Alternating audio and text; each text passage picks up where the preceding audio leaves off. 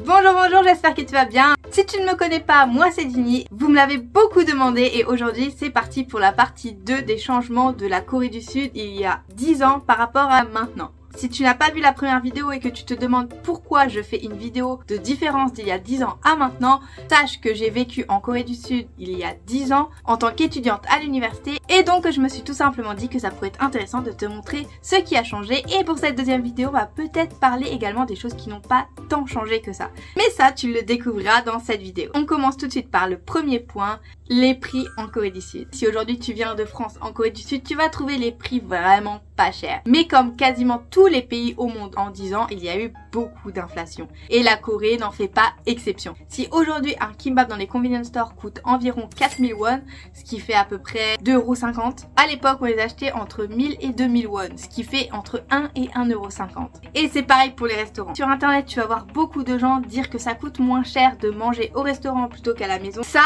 non. C'était vrai il y a quelques années, mais aujourd'hui c'est l'inverse. La tendance a complètement changé. C'est-à-dire que à l'époque tu allais au restaurant, tu en avais pour moins cher que de manger à la maison. Mais aujourd'hui les prix ont tellement augmenté que ça revient moins cher de manger à la maison. En 2014, le plat au restaurant ne coûtait pas 10 000 won. C'était beaucoup moins cher. Alors qu'aujourd'hui, le prix minimum dans tous les restaurants, c'est 10 000 won, ce qui fait à peu près 7 € si je me trompe pas. Je vous mettrai le prix à l'écran. Ça, c'est complètement faux. Les sites datent d'il y a plusieurs années et n'ont pas été actualisés. Et restons sur le domaine de la bouffe. Je t'en avais parlé dans une autre vidéo sur l'obésité en Corée du Sud. Si tu veux la voir, je te la mets juste ici ou peut-être là, je sais pas où elle sera. Ou alors carrément en lien dans la description, ça ira plus vite. Beaucoup de choses par rapport à la nourriture qui a changé. La première, c'est que la Corée du Sud importe de plus en plus de produits de l'Occident. Par Occident, j'entends les États-Unis et l'Europe. Et une chose qui me manquait cruellement en 2014, 2015, parce que vraiment il y avait quasiment rien qui venait de l'Occident. Ce qui est gâteau français, ça n'existait pas en Corée. Je me souviens que ma maman m'avait fait un gros colis avec plein de bouffe dedans tellement ça me manquait. Le Nutella, il n'y en avait pas. Et oui, ça n'existait pas le Nutella en Corée du Sud à cette époque. Alors qu'aujourd'hui, franchement, tu vas au Daiso, il y en a. Dans les supermarchés, il y en a. C'est pareil, tout ce qui est pâtisserie, pain au chocolat, boulangerie. À l'époque, les Français qui voulaient venir pour ouvrir une boulangerie, c'était le paradis pour eux parce qu'ils étaient les seuls. Alors qu'aujourd'hui, à chaque coin de rue, il y a des boulangeries. C'est plus du tout comme avant. Certaines sont moyennes, je pense notamment à Paris Baguette, mais tout ce qui est petite boulangerie, généralement, c'est assez bon. Bon, à part si vous prenez des choses avec des mélanges un peu bizarres.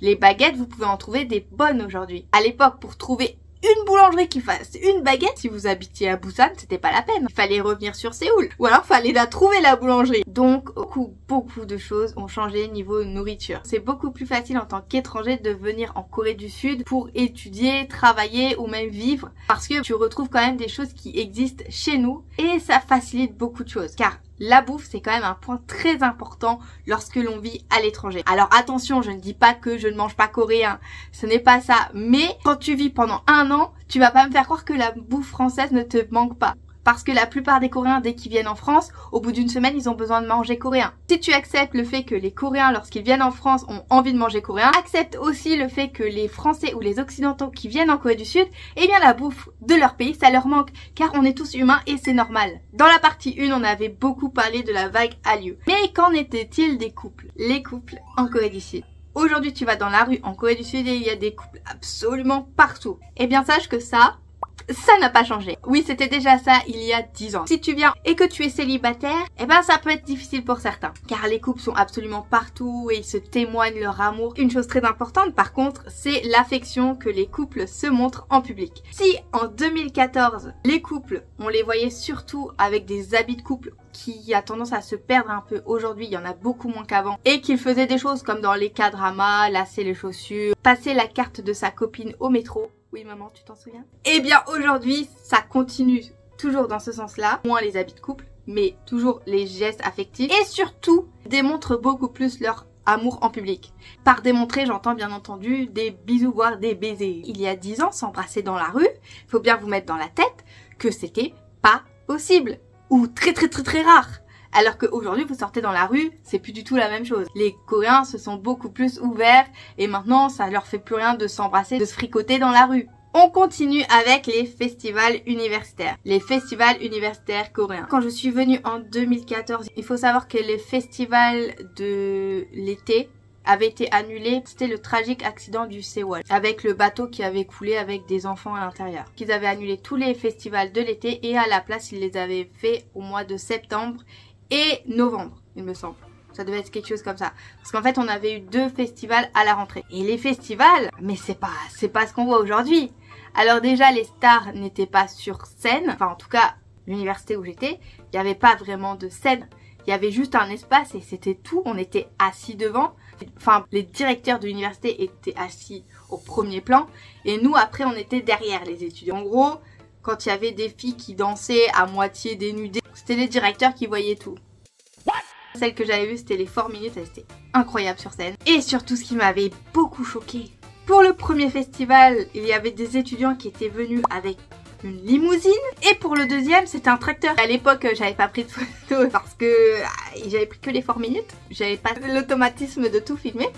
Mais j'étais choquée. Alors vraiment, il y avait un tracteur et une limousine dans l'école. Au calme, normal. Et on continue avec les Ajuma. Les Ajuma en Corée du Sud. Alors j'en ai déjà fait une vidéo entière dessus, avec notamment l'influenceuse Lala, si tu veux voir à quoi ressemble une Ajuma. Je te mets le lien en description. Mais aujourd'hui, je veux vraiment parler, c'est la différence des Ajuma 2014 à aujourd'hui. Alors je ne sais pas si c'est moi parce que je vivais à Busan. Donc là, je prends vraiment des grandes pincettes. Même si Busan, c'est la 2e plus grande ville de Corée du Sud, il faut savoir que c'est une ville très vieillissante, avec de moins en moins de jeunes, car tous les jeunes vont à Séoul pour se trouver un travail. Je trouve que les Ajuma de l'époque avaient encore plus un sale caractère. Attends, je m'explique. Tu allais dans le bus, à l'époque, les Ajuma te poussaient, t'obligeaient de partir de ta place pour avoir la place. Et ce n'est pas une blague, non, hein. Elles poussaient, voire elles criaient pour avoir la place dans le bus. Aujourd'hui, je vois beaucoup moins ça, voire j'ai encore jamais vu, je crois. Et c'était pareil dans le métro, dans les transports en commun, c'est elle qui avait la priorité. Elle était beaucoup plus râleuse. Alors peut-être que ça venait aussi du fait que 2014, c'était encore plus près de la guerre de Corée, je ne sais pas. Peut-être c'est dû à ça. Et elles étaient beaucoup plus en groupe, des grands groupes. Aujourd'hui, les groupes que vous allez voir, elles sont 2 ou 3, voire 4 maximum. Mais à l'époque, c'était vraiment... Vous voyez les sièges au fond du bus?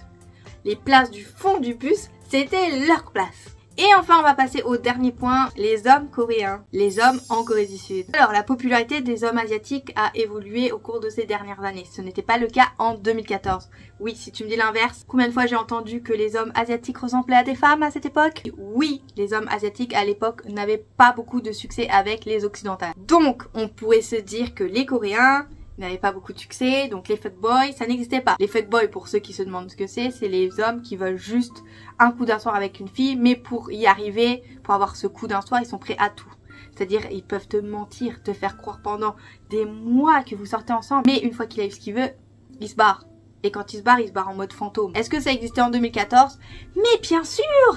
Ça date pas de maintenant, hein. Et ça arrivait à plein de filles dans mon entourage en 2014. Les Coréens fuckboys, ça a toujours existé. Désolée de te l'apprendre. Donc c'est pas maintenant que ça va changer. Même si aujourd'hui, on a beaucoup plus d'informations aussi sur le sujet. Parce qu'à l'époque, quand on venait en Corée du Sud, on n'avait aucune information.